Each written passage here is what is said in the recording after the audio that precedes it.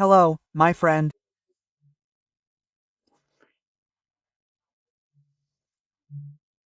Our meeting this Monday, September 15th, in 1944, was the beginning, the baptism of fire, so to speak, of the Brazilian Expeditionary Force, a contingent that was incorporated into Task Force 45, as it was called, with American soldiers and had already operated before, but not at the front. Well, the engineers, by the way, were already there at the front, right?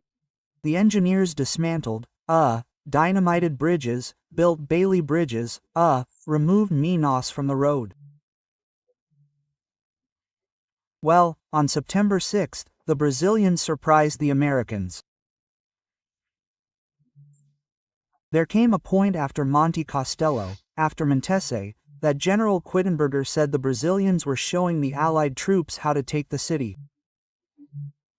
It was during the capture of Montese. We have a hero from Montese here in Brasilia. He's 108 years old, Lieutenant Colonel Nestor. Well, I've already interviewed him. He told me about his exploits. My God. That little size.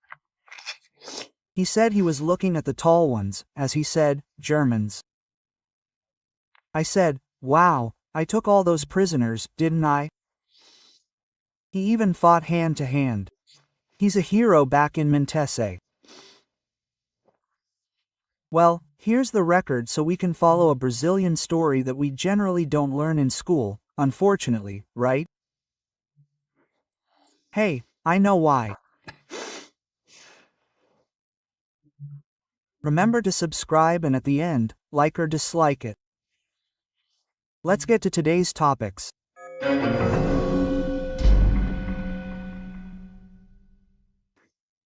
Today's very first topic.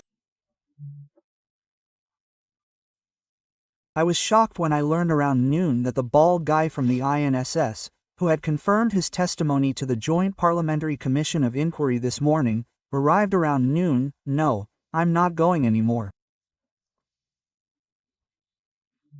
Oops. And so the thing is more serious than you imagine. It's bigger than you imagine.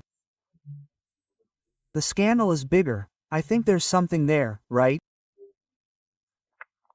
Because they want to hide more than Lava Jato.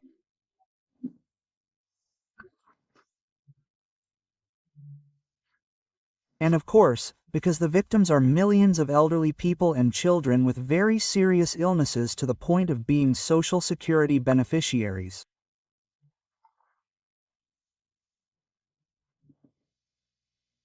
People, there's a lot thing there. His last-minute refusal. He wanted it. The reporting minister, Minister Andre Mendonça, had made it easier. Look, if he wants to testify, he will testify. If he doesn't want to testify, he won't testify, right? Because they went in with a sleight of hand, I don't know what. His lawyer was surprised. The Parliamentary Commission of Inquiry was surprised. What's up? Another mystery, another one, right? Because the first mystery, a jurist told me today, I didn't find any reason for it to be in the Supreme Court and not in the first instance, which is the natural court. Does anyone not trust the first instance of the federal court?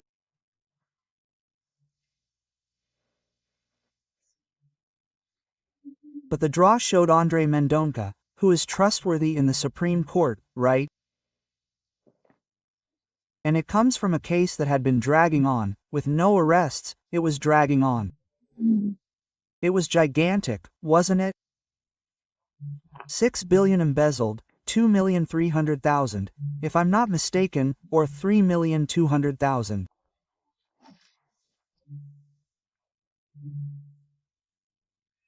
But well, a huge number of elderly men and women and children with mental retardation with, brain problems, muscular problems, very serious illnesses, whose names were used, according to the Senator and ISCI Lucas, to obtain a payroll loan.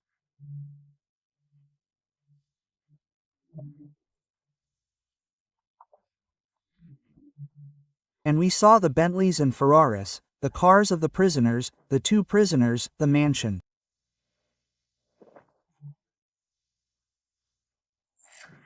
What happened? Why? Why did it take so long? Why did Minister Toffel request the 9 investigations from the federal police? Why? What's going on? It's so big that they obviously need to hide the bald INSS guy, Antonio Carlos Camilo Antunes, who I see as a new Marcos Valerio there, right? Also bald.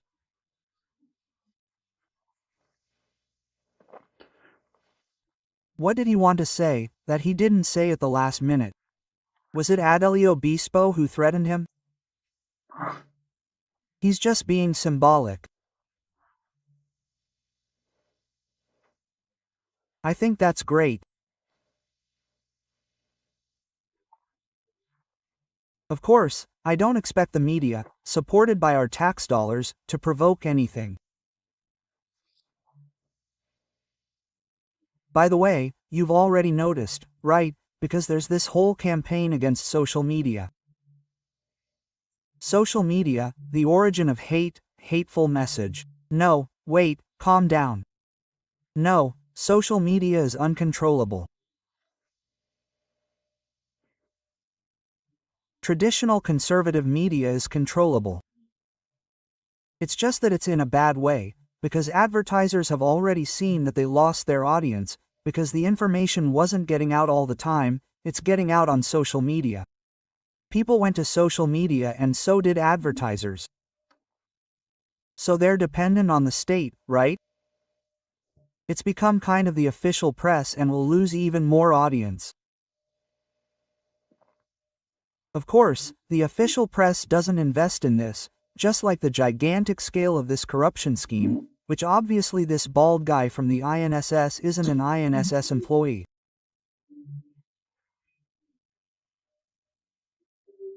He has counterparts within the government, within the Brazilian state. Obviously. Well, by the way, look, it's in the hate on social media, right?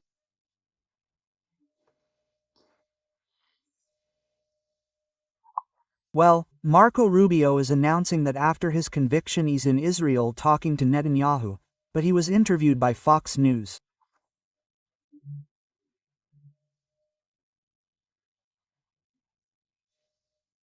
And then they asked, look, that trial there was a vote that dismantled everything, which was narrative and not proof, right? And that can only be very much motivated by hate that they attribute it to social media, because a conviction must be based on evidence.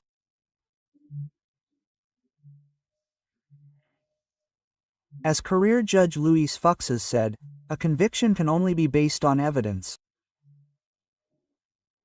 Then Marco Rubio said on Fox News, the rule of law in Brazil is disintegrating. Therefore, there will be a response from the United States. We will have some announcements next week or soon after about additional measures we intend to take.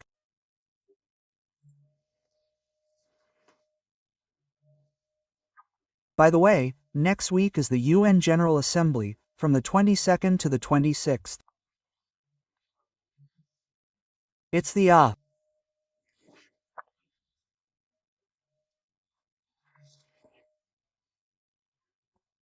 And the tradition is that the President of Brazil opens the assembly with a speech, because the first president of the UN General Assembly was a Brazilian, Osvaldo Aranha, right, in whose session the State of Israel was created, right, under whose presidency.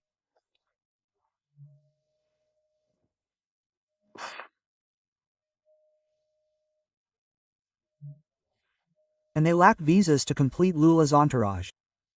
And the Itamaraty says they haven't yet received the visas, in addition to those of those who went last year to accompany Lula. We'll see what can happen. Just to conclude, Moraes ordered the dismissal of the criminal complaint against Senator Marcos Duval. This is a proposal from the Attorney General's office. It was a lawyer who reported the senator for claiming that the Supreme Court is carrying out a coup d'état against democracy. Poor lawyer, the Attorney General himself said the lawyer doesn't know he should forward this to the federal police or the public prosecutor's office, not the Supreme Court.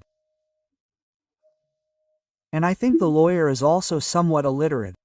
He either hasn't or hasn't read the Constitution. Article 53 states that deputies and senators are, and cannot be criminalized. They are not liable, civilly or criminally, for any words.